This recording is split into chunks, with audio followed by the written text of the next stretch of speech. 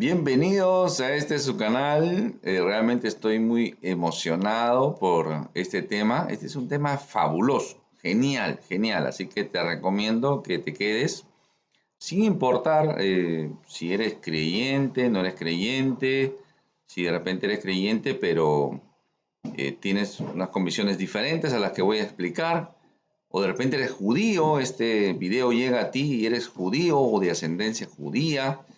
Así que este es maravilloso este estudio que vamos a presentar el día de hoy. Vamos a aprender un montón. Hay que comprender, vamos a comenzar y vamos a comprender de que los libros tienen un orden. Han sido, digamos, ordenados a través de un canon. El Antiguo Testamento, por ejemplo, con el canon hebreo, tiene un orden totalmente diferente al que nosotros tenemos en otras Biblias. Y en el Nuevo Testamento, de igual manera, se ha ido, no están ordenados cronológicamente. Pero el orden que tiene es genial. Ya, hasta podríamos pensar, y seguro que sí, que Dios permitió de que se mantuviera y se diera este orden. Ya, no tenemos un tiempo para explicar el canon, pero eh, es genial estos libros que vamos a estudiar el día de hoy. Hay que comprender, por eso te vuelvo a repetir. Si tú eres católico, cristiano, protestante, evangélico, lo que fuere, te animo a ver con una mente totalmente, digamos, abierta para poder comprender, o una mente ampliada, estirada, ¿no? Porque una mente abierta es alguien que entra y sale, pues, ¿no? Una mente estirada, digamos, ¿no? Es como estirar la mente, es una palabra en el hebreo. El punto es que son 66 libros. Alguien puede decir, de repente es católico, tiene su Biblia católica y dices, no, yo tengo 73 libros, o 72, 73 libros. Claro, está bien, pero ese es el canon que se añadieron los libros deuterocanónicos, o sea, añadieron después. Tengo un estudio al respecto también, la diferencia entre la Biblia cristiana evangélica y la Biblia católica. Te animo a verlo, buscarlo acá en el canal. 39 libros en el Antiguo Testamento y 27 en el Nuevo Testamento. ¿Ya? Así lo entendemos. Nos vamos a enfocar en el Nuevo Testamento. Y en el Nuevo Testamento podemos encontrar cuatro libros que son los evangelios. Vamos a aprender un montón acá, ¿no? Algunas cosas ustedes ya saben porque me siguen, pero lo voy a repetir para los nuevos. ¿Ya? Por ejemplo, hay cuatro evangelios. ¿Ya? Hay cuatro evangelios, pero no hay cuatro evangelios, hay un solo evangelio. ¿Ya? Un solo evangelio y el evangelio es el del Señor Jesucristo. ¿Ya? Por eso que decimos evangelio según San Mateo, según Marcos, según Lucas, según Juan. ¿Ya? Así decimos. Es un solo evangelio. Pero hay cuatro libros que narran el evangelio. ¿De acuerdo? Mateo, Marcos, Lucas y Juan. Hay un libro histórico que es Hechos. Las epístolas o cartas paulinas son las que escribió el apóstol Pablo. Pablo. ¿Ya? En inglés, Pablo es Paul, ¿no? Paul. Por eso que se dice Paulinas, o sea, una traducción de repente más españolizada podría ser Paulo, ¿no? Más que Pablo, pero se ha traducido como Pablo. Por eso que se dice cartas Paulinas. ¿Cartas y epístolas son lo mismo? No, también tengo un estudio al respecto, por ahí te animo a verlo. Y después las cartas generales. Cartas generales o cartas universales o cartas católicas, también así se le conoce, ¿ya? Católico significa universal, ¿ya? No tiene nada que, no estoy haciendo referencia a la religión tradicional católica, católica romana, apostólica. No, así se conoce, ¿ya? Católico es universal. Y un último libro profético, que es el Apocalipsis, ¿no? En este estudio vamos a aprender sobre Mateo, Hechos y Hebreos. Son libros puentes, ¿ya? Son libros puentes. Y esto nos va a ayudar un montón a comprender, ¿ya? Yo conozco o he conocido personas ancianos en la iglesia como ancianos y ancianos por edad también, que incluso al final digamos, de su ministerio, ya ancianos, ellos comenzaban a dudar de la salvación, de su salvación, que podían perderla. Entonces, y es por una mala interpretación, justamente. Por eso les digo que en este estudio vamos a aprender un montón. Así que deleítate conmigo, así, maravíllate conmigo, así como, mejor dicho, maravillémonos juntos de las cosas que nos muestra el Señor y nos hace aprender. Así que en este estudio vas a aprender un montón, ¿ya? Te lo garantizo. quiero agradecer a todos los que, digamos, estamos llegando ya a mil suscriptores. En realidad 1000 es poquísimo, ¿no? En relación pues a otros canales del mundo, digamos. Y, pero, pero la iglesia va sumando, ¿no? La iglesia va sumando, el mundo va multiplicando. Por eso que la iglesia siempre va a ser minoría. Por eso que muchos son los que van por el camino ancho, ¿no? Y se pierden, dice la Escritura. Y pocos son los que encuentran el camino angosto y se salvan. Entonces nosotros siempre vamos a ser minoría, pero quiero rogar bendiciones a todos mis amigos, mis hermanos que se han suscrito al canal y siguen este canal, siguen este ministerio. Y ruego muchas bendiciones para ustedes, así que ahí tienen las bendiciones de parte de nuestro Señor. Yo las estoy rogando para ustedes. Una forma de ayudar también al ministerio es eso, ¿no? Dejando el dedito arriba, comentando. Algo pasa, ¿no? Algo pasa en YouTube, en los motores de YouTube, que hace que los videos aparezcan más, ¿no? Más. Y es una forma de evangelizar también. Así que te animo a dejar tu like, a comentar, a compartir también. Comparte estos videos con otras personas, tus amigos, tus amistades, tus familiares, ¿ya? Y suscríbete al canal. Bueno, dicho eso, avanzamos. Esos son los puentes. Vamos a comenzar con el Evangelio según San Mateo o según Mateo, ¿ya? Así es la expresión correcta. No es el Evangelio de Mateo, el Evangelio de Lucas. No, es el Evangelio según San Mateo. El Evangelio del Señor Jesucristo. La buena noticia la trajo Él. Evangelio significa buena noticia. Vamos a ver el otro puente que es Hecho de los Apóstoles y el tercer puente que es la Epístola a los Hebreos. ¿Ya? Así lo vamos a estudiar, lo vamos a analizar. Eso nos va a ayudar también a mejorar nuestra hermenéutica, nuestra manera de comprender la interpretación de la Biblia y cómo la aplicamos en la actualidad.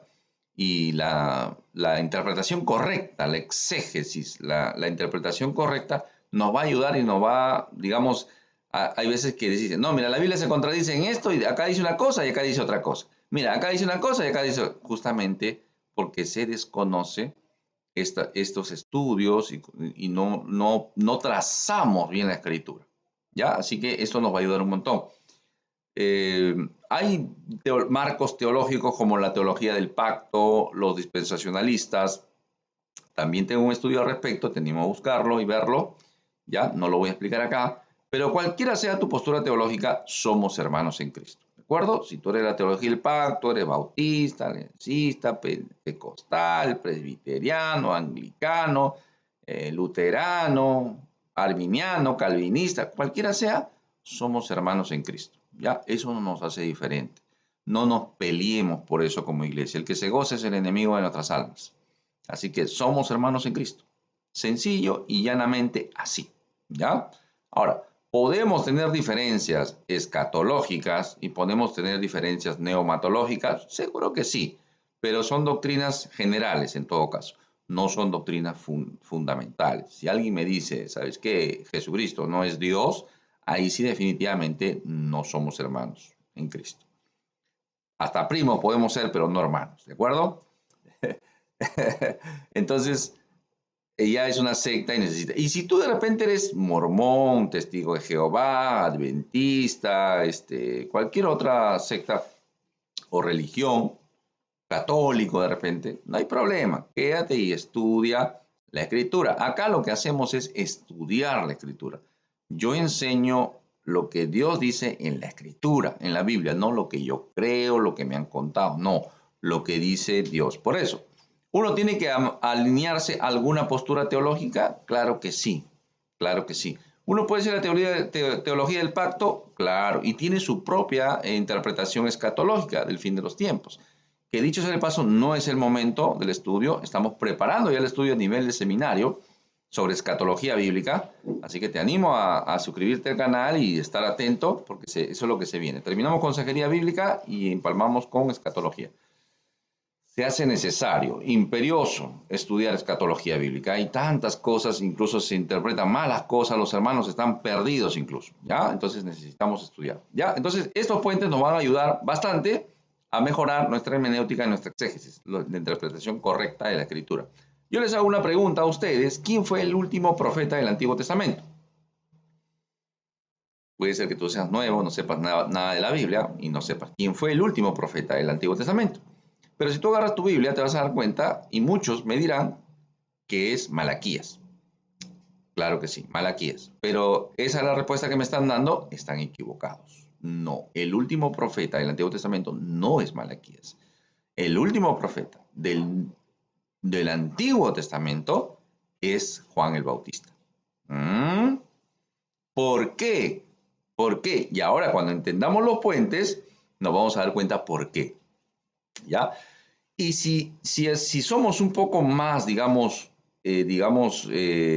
hacemos la interpretación correcta, el último profeta es el Señor Jesucristo. ¿Ya? El último profeta. En él se cumplen todos los roles y funciones de profeta, de sacerdote y de rey. ¿Ya? Él cumple todos los roles. Ahí, hasta ahí, digamos. ¿De acuerdo? Pero considerando el último profeta a Juan el Bautista. ¿Por qué? Ahora lo vas a entender por qué. Otro dato que debemos tener claro es que en la Escritura encontramos tres poblaciones. Algunos dicen judíos y gentiles, dos poblaciones. No, en realidad son tres poblaciones, ¿ya? Los hebreos o los judíos, los gentiles, el resto del mundo, y esto incluye también a los bárbaros, ¿ya? Los bárbaros. Los bárbaros los bárbaros, o sea, el judío hacía esto, ¿no? El que no es judío es el resto del mundo, ¿ya? El que no es judío es el resto del mundo. Acá el único pueblo de Dios son los judíos, el resto del mundo, ¿ya? Los gentiles. Y los gentiles abarcaba, pues, la gente gentil era alguien, digamos, que tenía cierto nivel cultural. En cambio, los bárbaros también estaban considerados dentro de esa línea, ¿no? Los bárbaros eran los que no habían sido alcanzados por civilizaciones conocidas, ¿no? Se le decía bárbaro, ¿no? Ya sea pues por los griegos, por los romanos, ¿no?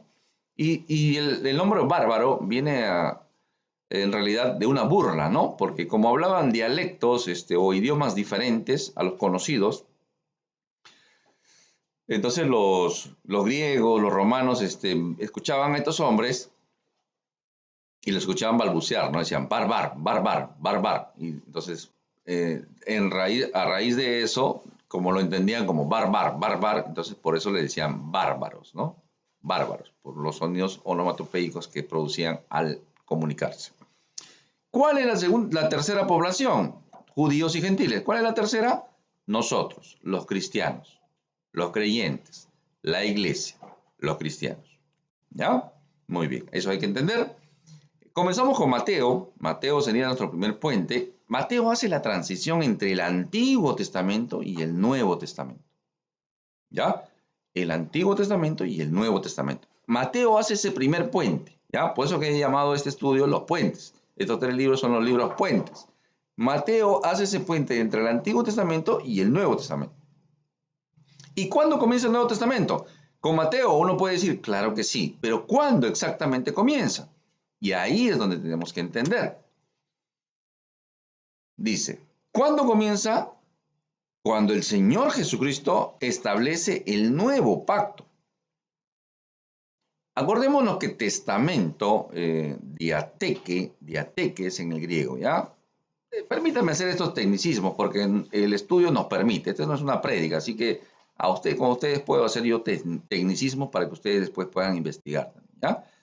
En hebreo es berit, si mal no recuerdo, berit, si mal no recuerdo, el pacto o testamento. Y en griego es diateke, ¿ya? ¿Qué significa eso? Yo puedo decir Antiguo Testamento y Nuevo Testamento y tranquilamente puedo decir Antiguo Pacto y Nuevo Pacto también. Ya es lo mismo. Testamento, pacto es lo mismo. Ya, el nuevo pacto lo establece el Señor Jesús, pero miren, estamos en Mateo 26 y el Señor toma la copa y habiendo dado gracias les dijo diciendo, bebed, les dijo, bebed de ella todos, porque esta es mi sangre del nuevo pacto. El Señor establece el nuevo pacto ahí en la Santa Cena, pero no se cumple ahí, se cumple cuando el Señor Jesucristo muere en aquella cruz. ¿Ya? Por eso dice en el 27, mas Jesús habiendo otra vez clamado a gran voz entregó el Espíritu. Ahí es donde se establece el nuevo pacto. Ahí comienza el Nuevo Testamento. Por eso que la respuesta es ¿quién es el último profeta del Antiguo Testamento? Es Juan el Bautista, porque Juan el Bautista todavía está antes del pacto, porque el Señor Jesucristo todavía no había entregado su vida en aquella cruz. Es más, el apóstol Pablo cuando escribe en Gálatas, a la iglesia en Galacia, a las iglesias en Galacia, porque eran varias iglesias, porque Galacia era una provincia romana donde habían varias iglesias, donde estaba Iconio, Derbe, Antioquía de Pisidia, Listra, ¿ya? Habían varias iglesias en la provincia de Galacia. Él va a decir, pero cuando vio, ¿no? Vino el cumplimiento del tiempo, Dios envió a su Hijo, nacido de mujer y nacido bajo la ley. Y el Señor Jesús viene, por eso que el Señor Jesús se presenta como judío. Él es judío, Él cumple la ley, ¿de acuerdo? Y la perfecciona. En Él le da el matiz correcto a la ley. Yo no he venido a probar la ley, he venido a cumplirla, a darle el color, a darle el matiz correcto. Esto es, ¿ya? Pero ese es otro tema. Entonces, el Antiguo Testamento, ¿qué otro pasaje bíblico nos ayuda a comprender eso? Es Hebreos. Dice, por eso Él, el Señor Jesús, es el mediador de un nuevo pacto entre Dios y la gente para que todos los que son llamados puedan recibir la herencia eterna que Dios les ha prometido. Pues Cristo murió para librarlos del castigo por los pecados que habían cometido bajo Él. Primer pacto, el anterior pacto, el antiguo pacto o el Antiguo Testamento. Y siguiendo, continuando en esa línea, ahí va a decir, ahora bien, cuando alguien deja un testamento, es necesario comprobar que la persona que lo hizo ha muerto. Claro, alguien deja un testamento y tiene que morir, pues si no, no puede hacerse efectiva la herencia, esa es la lógica, ¿sí o no? Y eso es lo que nos está explicando acá en Hebreos. En el 17 dice, el testamento solo entra en vigencia después de la muerte de la persona. Mientras viva el que lo hizo, el testamento no puede entrar en vigencia. Por eso que cuando el Señor Jesucristo entrega su vida en aquella cruz, es que comienza el nuevo pacto. ¿Ya? Miren, miren lo que estamos aprendiendo, fíjense, Y eso rompe o nos ayuda, eso es lo que yo les decía, nos ayuda en la hermenéutica y en la exégesis. ¿Por qué? Porque algunos dicen, ¿no? Para sustentar el diezmo, por ejemplo. Yo tengo un estudio sobre el diezmo con 3 o 4 secuelas. Búscalo ahí, diezmo 1, 2, 3, 4 en Romanos, ¿ya? Búscalo, ¿ya? No es el tema de hoy, pero lo menciono porque algunos dicen, pero dice el Señor Jesús que los fariseos diezmaban ¿no? El comino, el eneldo, todo diezmaban. Y el Señor Jesús dice, esto era necesario hacer sin dejarlo primero. O sea, que está diciendo que sí, hay que seguir diezmando. Eso es lo que dice. Entonces se usa ese versículo de Mateo para sustentar el diezmo. Pero ¿de qué estamos hablando? Que el diezmo está en el antiguo pacto. ¿Ya? Yo soy muy respetuoso a las personas que diezman, ¿ya?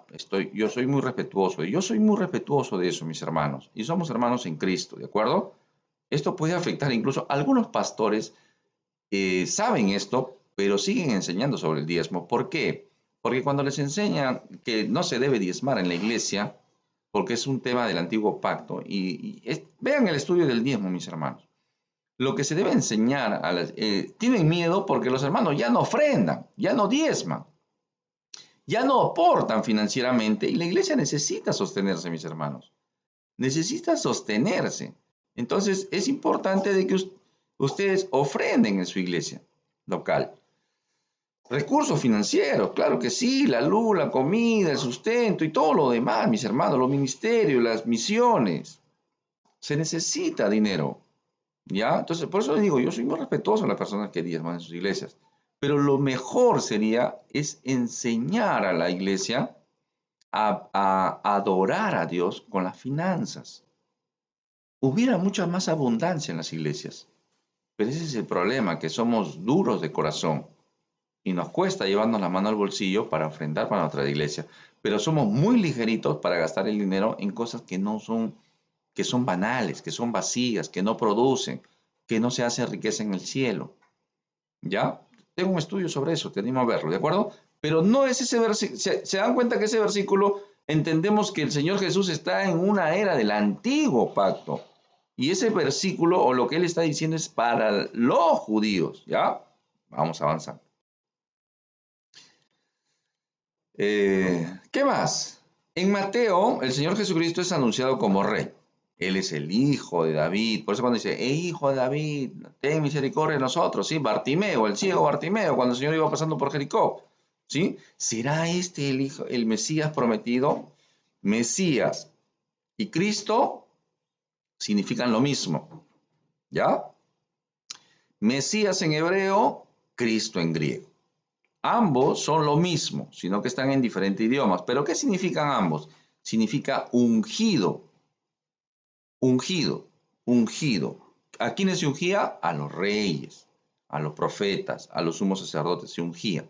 ¿Ya? Entonces, cuando dice, este será el ungido de Dios, está diciendo que este es el que se prometió que iba a traer, que iba a sentarse en el trono de David. Este es el que se profetizó, se habló de él, ¿será él?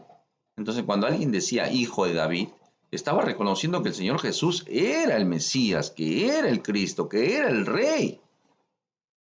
¿Ya? Eso es lo que decía.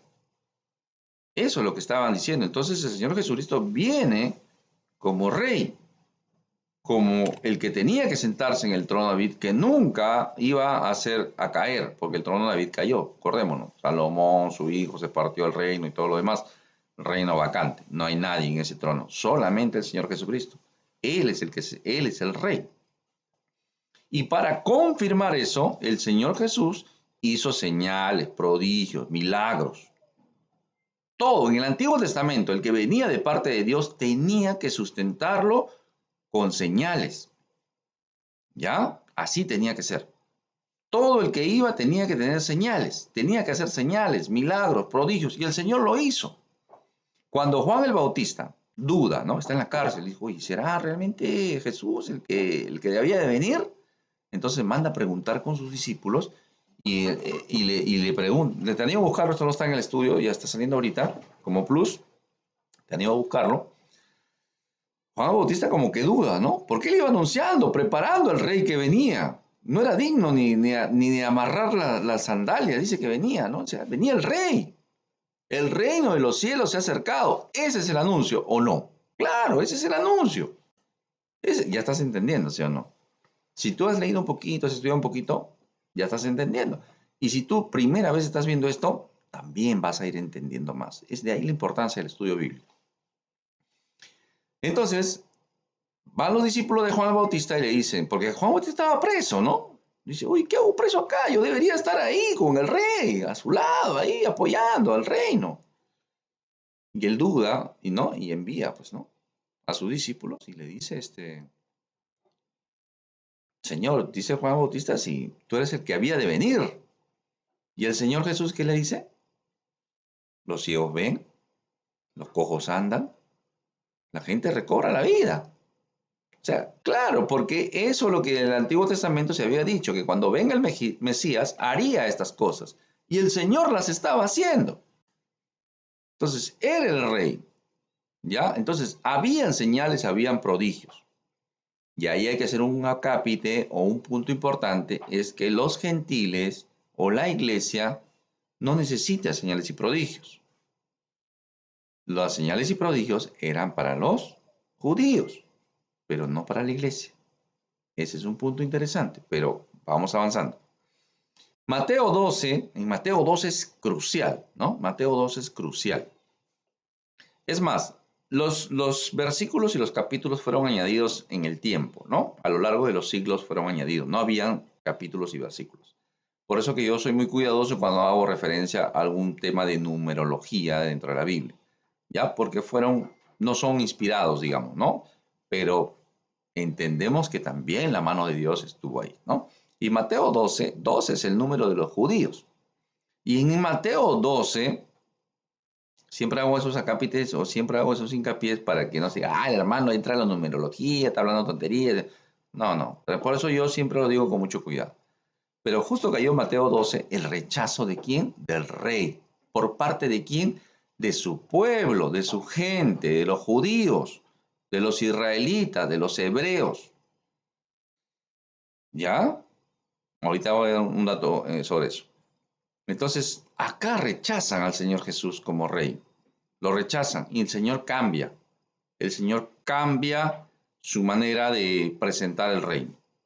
Ya comienza a hablar en parábolas, comienza a decir, ¿no? Él venía en el capítulo 8 y capítulo 9 de Mateo, hace 10 milagros. Hace 10 milagros tremendos. Poder sobre la naturaleza, poder sobre los demonios, sobre Satanás, poder sobre la muerte, resucita gente, poder sobre, ya lo dije, la naturaleza. Ahí el Señor muestra el poder sobre todo, todo. El Señor muestra su supremacía y su poder sobre todo, pero aún así en el 12 lo rechaza. Lo rechazan simplemente. Ya el Señor cambia, comienza a hablar en parábolas. Fíjense que antes del rechazo, dice, envía, ¿no? Envía a estos 12, envía a Jesús y les ordenó diciendo, no vayas a los gentiles, ni entréis a la región de los samaritanos, o sea que los mestizos, los judíos mestizos, por decirlo de alguna manera, sino id antes a las ovejas perdidas de la casa de Israel. Y yendo proclamar diciendo, el reino de los cielos se ha acercado.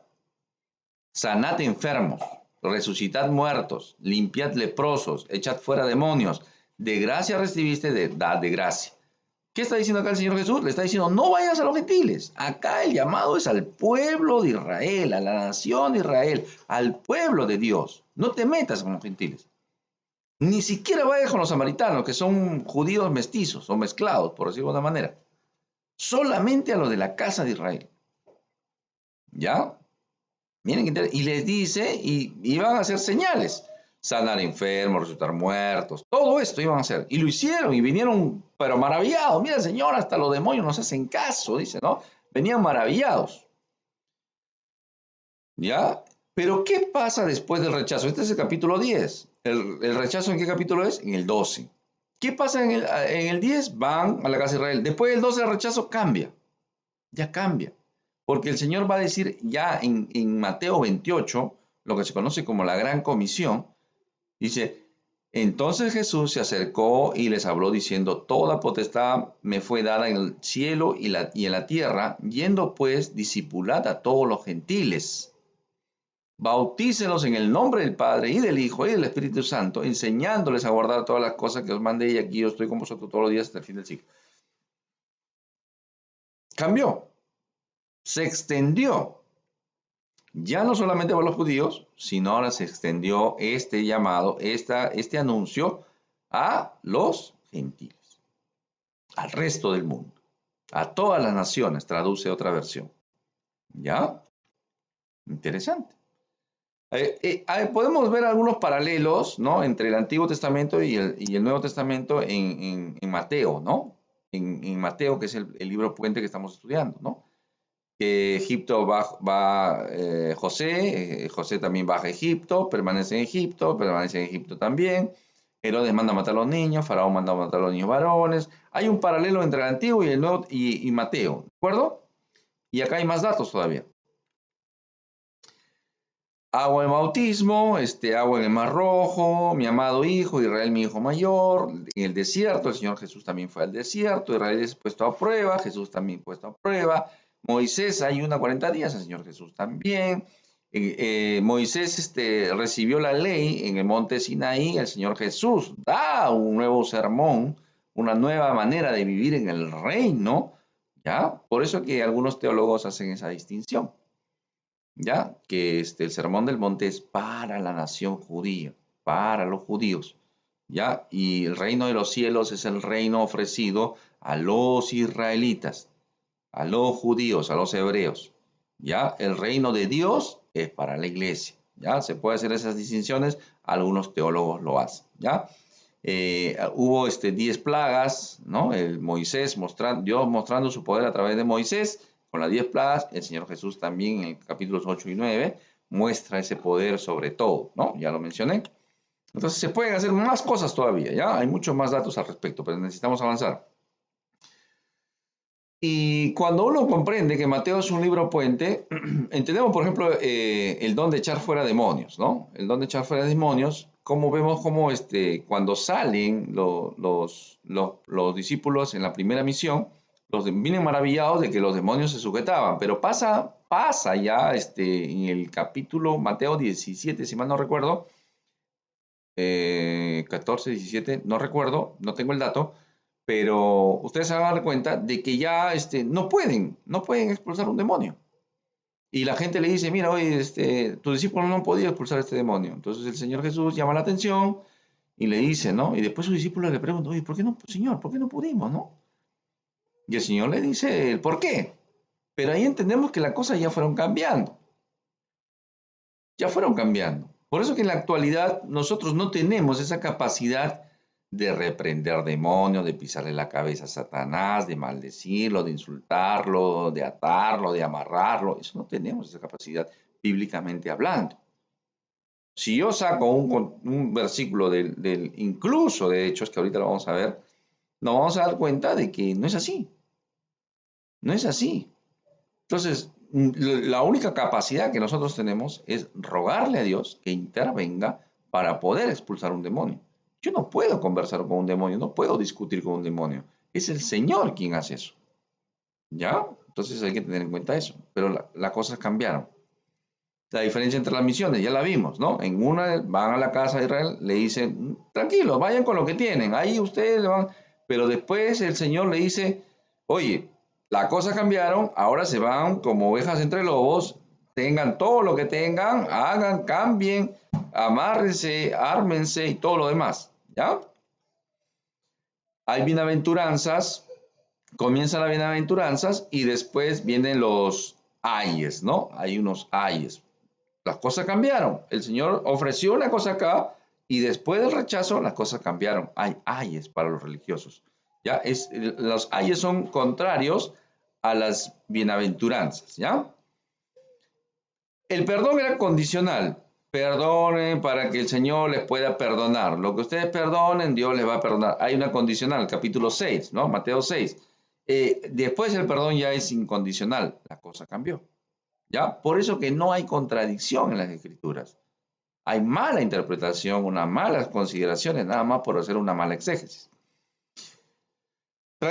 Mateo entonces hace esa transición física, esa transición, ese cambio entre el Antiguo Testamento y el Nuevo Testamento. ¿Ya? Él hace ese puente entre el Antiguo Pacto y el Nuevo Pacto. ¿Ya? Entre el Antiguo Testamento y el Nuevo Testamento. El rechazo del rey es lo que marca la diferencia.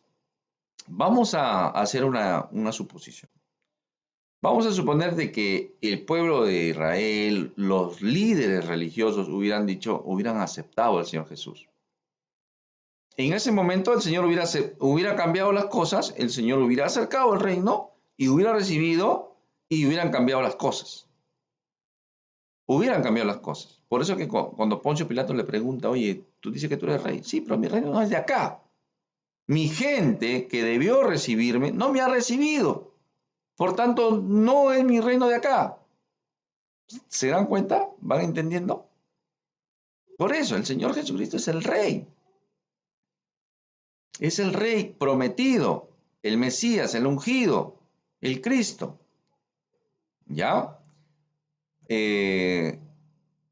Entonces el Señor es rechazado. ¿Ya? Entonces, por ende, el reino es postergado. Pero rechazaron a su Rey. Acá hay una pregunta interesante, ¿no? De aplicación. ¿Estás tú también rechazando al Rey?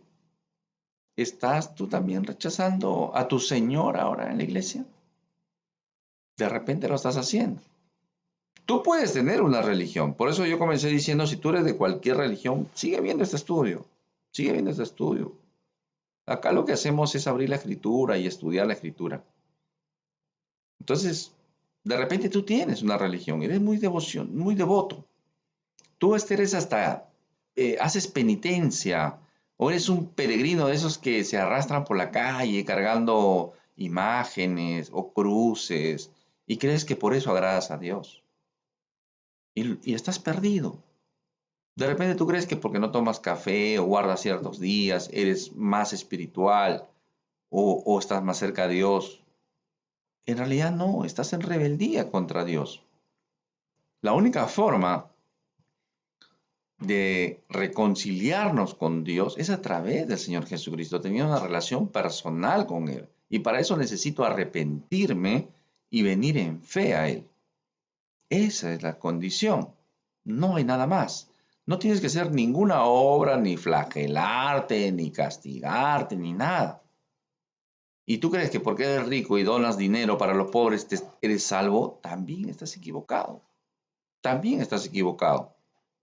Entonces, de esa manera tú estás rechazando al Señor, al Rey de Reyes y Señor de Señores.